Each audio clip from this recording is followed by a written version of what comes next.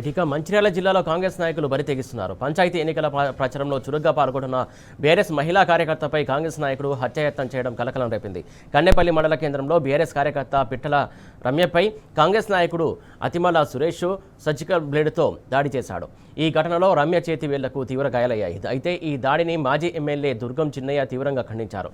MLA Vinod అండతోనే Congress నాయకులు బరి తెగిస్తున్నారని ఆరోపించారు. దాడికి పాల్పడ్డ కాంగ్రెస్ నాయకులపై చర్యలు తీసుకోవాలని ఆయన డిమాండ్ చేశారు.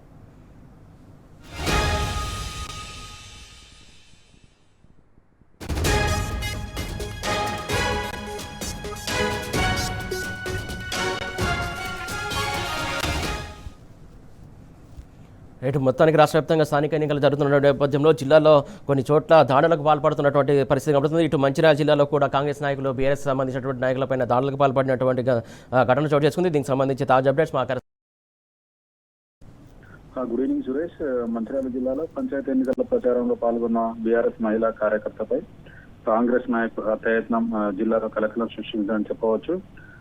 కన్నెపల్లి మండల కేంద్రంలో నిన్న రాత్రి బీఆర్ఎస్ కార్యకర్త పిట్టల రమ్య ఏదైతే మండల కేంద్రంలోని కన్నపల్లి మండల కేంద్రంలో పంచాయతీ ఎన్నికల్లో భాగంగా వేరే కాలనీకి ప్రచారానికి వెళ్లడంతో తమ కాలనీకి ఎందుకు వచ్చావంటూ కాంగ్రెస్ నాయకుడు సురేష్ అడ్డుకున్నారు. తమ కాలనీ ఏదైతే నీ కాలనీలోనే ప్రచారం చేసుకోవాలి, మా కాలనీకి వచ్చి ప్రచారం చేయకూడదు అంటూ ఏదైతే రమ్యపై దుర్భాషలాడుతూ ఏదైతే అడ్డుకున్నాడు. దీంతో రమ్య కూడా పంచాయతీ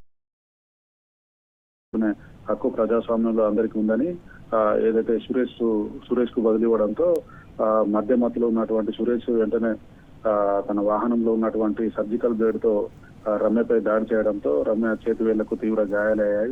ఉన్న రమ్య కుటుంబ సభ్యులు బెల్లంపల్లి ప్రభుత్వ ఆసుపత్రికి తరలించారు. దీంతో ఆసుపత్రిలో వైద్యులు కూడా చికిత్స అందిస్తున్నారు. మొత్తంగా ఏదైతే దాడికి పాల్పడడం పట్ల బీఆర్ఎస్ మహిళా నాయకురాలపై కాంగ్రెస్ నాయకుడి హత్యాయత్నాన్ని మాజీ ఎమ్మెల్యే దుర్గం చిన్నయ్య ఖండించారు.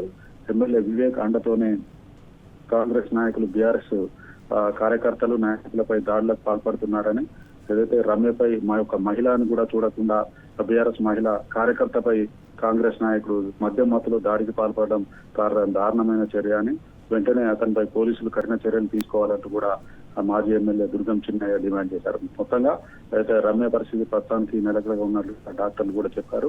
దీంతో వైపు కేవలం ప్రచారానికి వెళ్ళేంత మాత్రాన హత్యాయత్నం చేయడం కూడా చాలా దారుణమని, నిందితుని కఠినంగా శిక్షించాలంటూ కూడా వేరే శ్రేణులు ప్రధానంగా డిమాండ్ చేస్తా ఉన్నాయి. సురేష్, ఉమేష్, అంటే ఎవరి ప్రోత్సాహాల బలంతో ఇలాంటి దాడులకు పాల్పడుతున్నారు అనుకోవాలి? చాలా చోట్ల ఇలాంటి పరిస్థితులు నెలకొంటున్నాయి, ఎందుకోసం అనుకోవాలి? ప్రధానంగా ఏదైతే ఎన్నికల ప్రచారంలో భాగంగా గెలుపు ఏదైతే ప్రధానంగా ఓటమి భయంతోనే కాంగ్రెస్ నాయకులు బీఆర్ఎస్ కార్యకర్తలు నాయకులపై కూడా దాడికి పాల్పడుతున్నట్టుగా ప్రధానంగా మాజీ ఎమ్మెల్యే దుర్గం చిన్నయ్య ఏదైతే